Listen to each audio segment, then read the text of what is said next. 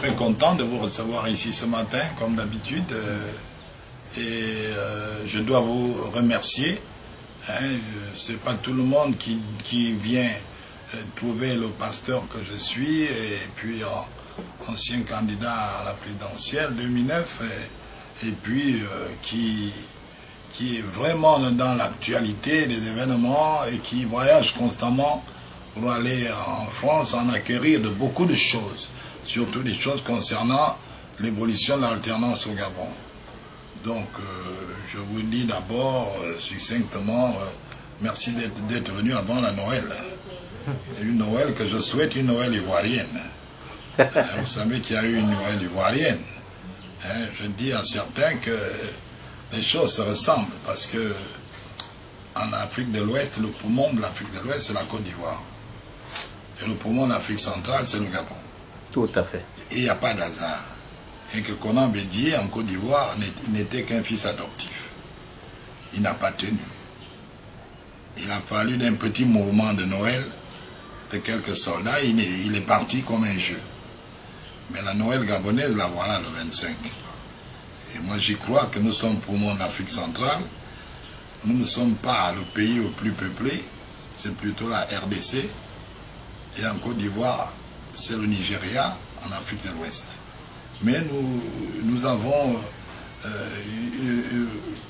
un choix qui est trop divin, la Côte d'Ivoire et le Gabon.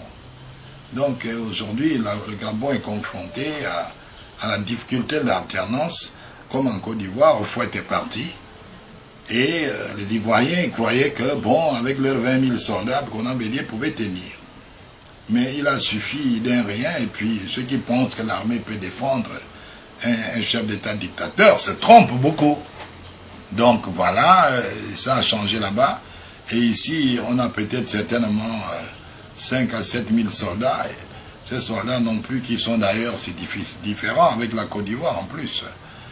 Parce que la multiplication des ethnies chez nous, qui sont dans les forces armées, ben, ça dépasse un peu certains pays africains.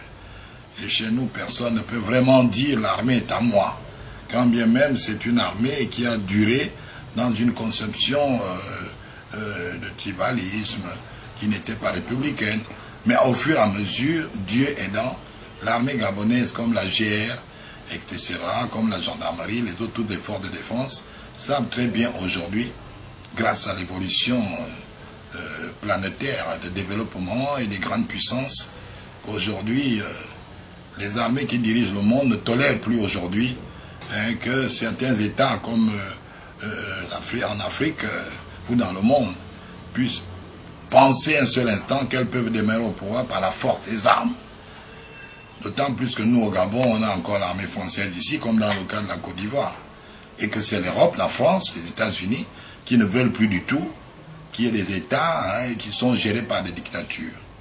Et encore plus de surcroît pour la France, elle se constitue aux nouvelles de l'Union européenne.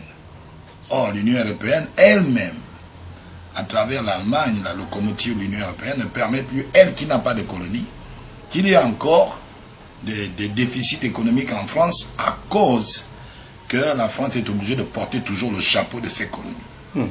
C'est quelque chose que les gens ne comprennent pas, que, en fait, la mise en place de l'Europe, c'est cette mise en place de l'Europe qui défait, qui met fin au système colonial du parrainage de nos indépendances par le pays tuteur comme la France.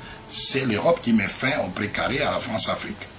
Et les gens ne le savent pas, c'était un secret, mais qui est une réalité. Donc c'est pas pour rien que même la droite a pu accepter la mise en place de l'Europe et que la France fait partie de droite comme de gauche de la nouvelle Europe. Et cette nouvelle Europe influence nos pays, nos démocraties par le fait de demander à la France de se démettre de sa souveraineté dans le temps colonial de nos États. Ça fait quoi? Ça veut dire que la France ne peut plus supporter à elle seule, avec le poids de la dette de l'armée française stationnée ici, coûte cher à la France. Il faut que ça soit maintenant l'Europe. Mais avant cela, la France a besoin, pour son honneur, de faire un passage par la gauche française. Après Mitterrand, c'est François Hollande, un passage pour marquer l'histoire de France et de l'Afrique à travers la gauche française. Ce qui fait que c'est Mitterrand qui nous donne le multipartisme, et ensuite c'est François Hollande qui arrive pour mettre fin aux dictatures. C'est pour cela que vous avez vu, comme moi je corresponds avec lui directement. 10 jours après il me répond, 15 jours il me répond. Hein. Les gens ne le savent pas, la dernière fois quand je suis rentré de Paris, j'ai brandi sa dernière lettre du 18 novembre, là, tout dernièrement, 2014, où il affirmait ce qu'il va déclarer à Dakar.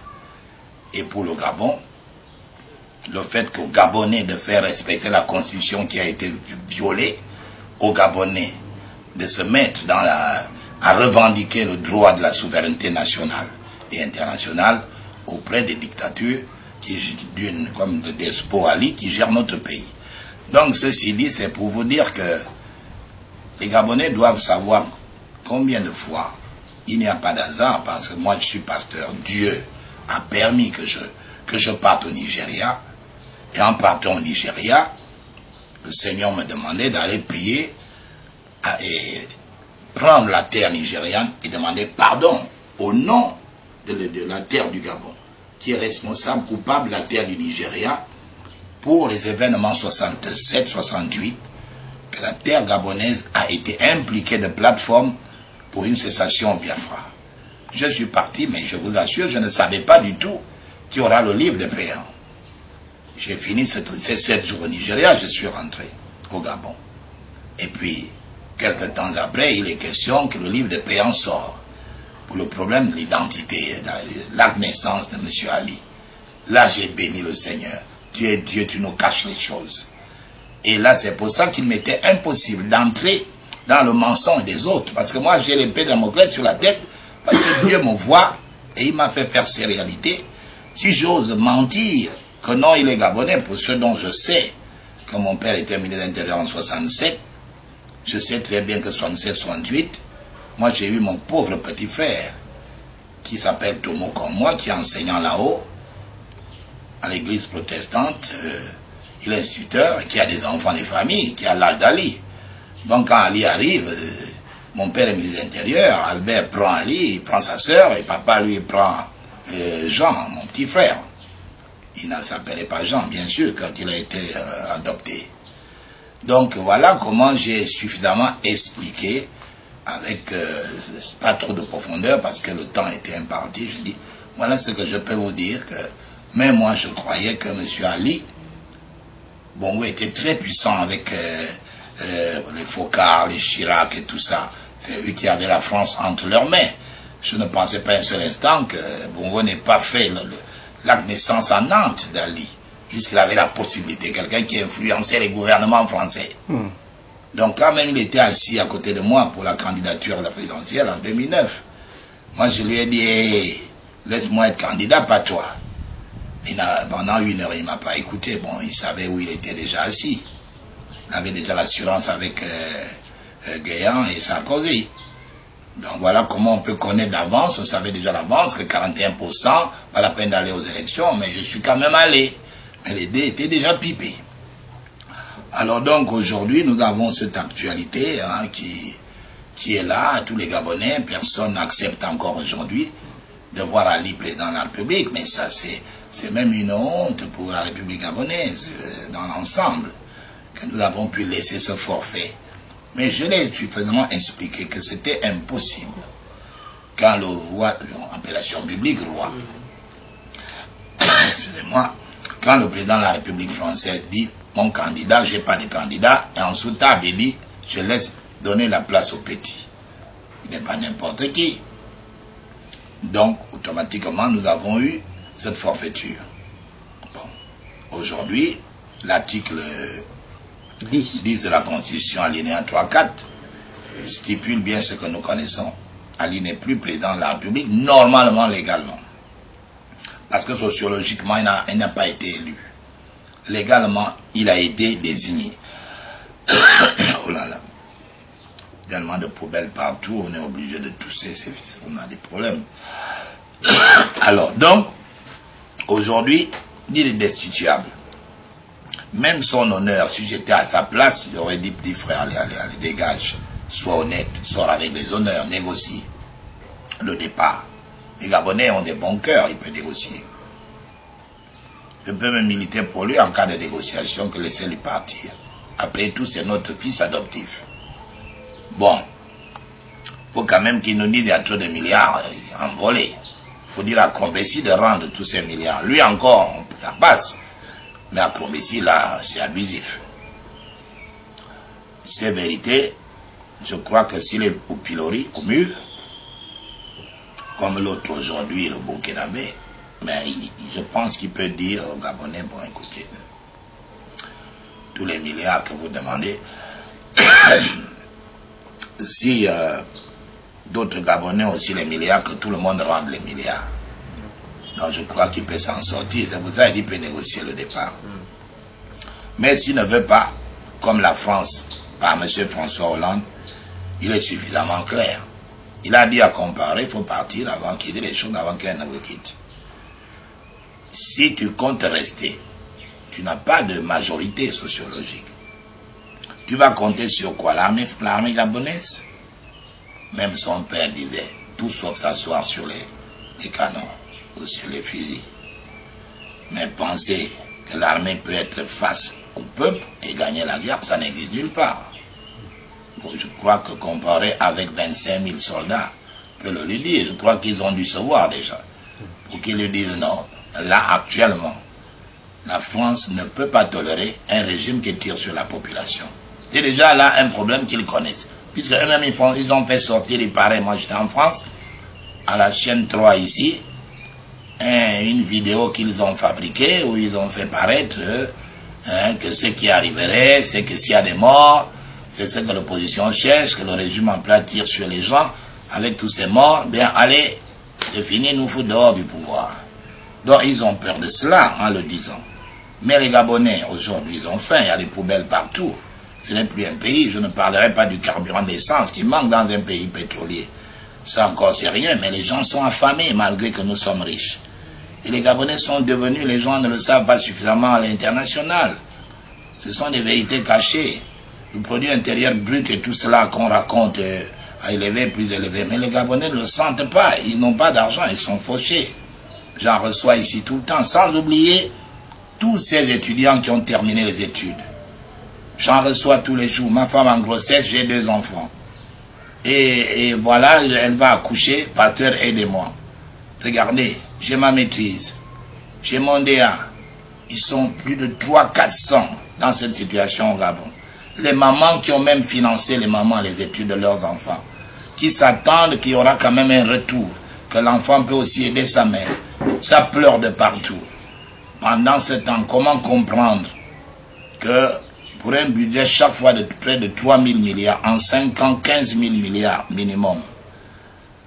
Mais dire qu'il y a des situations comme ça, où les étudiants en fin de cycle ne peuvent pas travailler. Moi, j'ai une de mes filles qui vient d'avoir son doctorat en sciences économiques. Elle est coincée à Paris avec son fiancé qui est ingénieur. Donc, ils cherchent maintenant du travail. On ferme Jean et Bory, tous les médecins. J'ai encore une fille là-dedans qui est médecin, qui a été obligée, Tomo Nicole, d'aller chercher du travail en France. Donc, voilà, à cause de quoi il ne se soucie de rien. Le chef de l'État ne soucie que de ses propres sandales, ses chaussures, ses chaussettes pour sa vie. Les premiers ministres nommés n'ont rien à voir qu'en tant que premier ministre. Ils n'ont aucun pouvoir, ils ne peuvent rien faire. Bon, les ministres, nous le savons déjà. Il y a des agences que j'appelle à l'esprit d'Al Capone aux États-Unis, de gestion. Alors ces ministres-là subissent la gestion al caponiste de leur président, qui gère tout à la présidence, qui gère qui connaît les versements s'ils sont à l'étranger avec ses amis, qu'il a eu de l'argent de verser pour en faire venir à l'étranger. Au Gabon, dans cette situation, il n'y a qu'à voir ce qui se passe aujourd'hui. Il n'y a de l'argent nulle part. Si les gens, les impôts ont fermé les portes, le transport ferme les portes, la santé ferme les portes et tout cela, en quoi peut-il dire encore qu'il est président de la République? C'est pour cela, cet article 10 de la Constitution, dans son alinéa 4, stipule qu'il doit partir. Et au plan biblique, qu'est-ce que la Bible déclare elle-même? Tout le monde sait que quand M. Irondon est allé à parler à la mort du président Bongo, j'ai fait la caravane, le tour du Gabon pour ça, pour expliciter bien de long en large Gabonaises, Gabonais, le Seigneur nous dit, il y a eu un jour, un matin, on nous apprend qu'un grand homme est mort. Monsieur Albert Bongo, Eladj. Ça a attristé tout le monde. J'ai même dit à la télé que c'est là que j'avais su que cet homme avait quand même un lien avec ma famille, puisque j'ai dû avoir des larmes au restaurant. Alors ce grand homme qui est mort, il est parti. Qu'arrive-t-il après? Nous avons plutôt quelqu'un qui est venu s'asseoir, qui fout le bordel en 5 ans, plus que dirais-je, plus que les 42 ans de son père adoptif. Que pouvons-nous faire avec un tel homme aujourd'hui? Cet article dit, Monsieur Ali, la minorité qui a du fric, qui a des milliards, des millions, qui en détourne ou qui sait comment eux ils s'en sortent avec lui, tous ceux qui ont le salut sur le fameux drapeau gabonais, qui partent, j'appelle ça, faire des bises au drapeau, qui sont dans les sectes des panthères, que j'ai aimé entendre le discours du vice-président Dibungi, qui, moi, j'ai apprécié sa déclaration. Il est allé jusqu'à la profondeur en disant, ça en est fini, moi aussi je jette l'éponge. Mais j'ai aimé sa déclaration parmi toutes les déclarations de ceux qui sont opposants. Parce qu'il a crié sur les crimes rituels. Il a livré que cette façon de gérer un pays, alors que les autres ne sont pas allés en profondeur en couvrant les loges. Lui, il en avait marre, il a livré les loges maçonniques dans cette déclaration. Donc, en fait, la caravane, je l'ai faite dans tout le tour du pays pour expliquer de long en large que la prophétie de Yérondon est en cours. Qu'est-il écrit dans un roi 12? Un roi 12 dit, Monsieur Robaham sera président, et puis ensuite, il va utiliser ses copains pour gérer le pays, mais c'est trop clair cette prophétie. Et en plus, ses amis, ils vont nous frapper avec lui, avec les scorpions. Voici les scorpions. Il n'y a pas d'essence, les Gabonais sont appauvris de plus en plus. Le vendredi, il suffit de voir. La moquerie, là, vous savez, là, c'est duré. Nous sommes en majorité chrétiens, frères. Imaginez quand même que notre président de la République a une mosquée. Nous sommes un pays.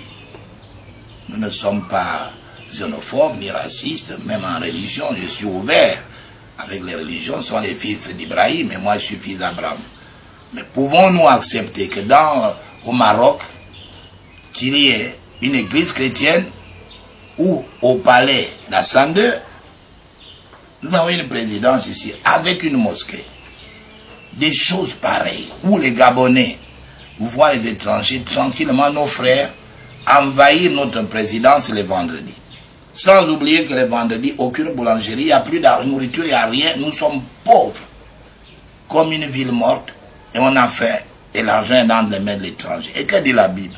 Un pays dont l'étranger prospère, et que le Gabonais, le natif ne prospère pas, est un pays maudit. Mais pour Dieu, les Gabonais doivent prospérer, et l'étranger doit profiter de la prospérité des Gabonais.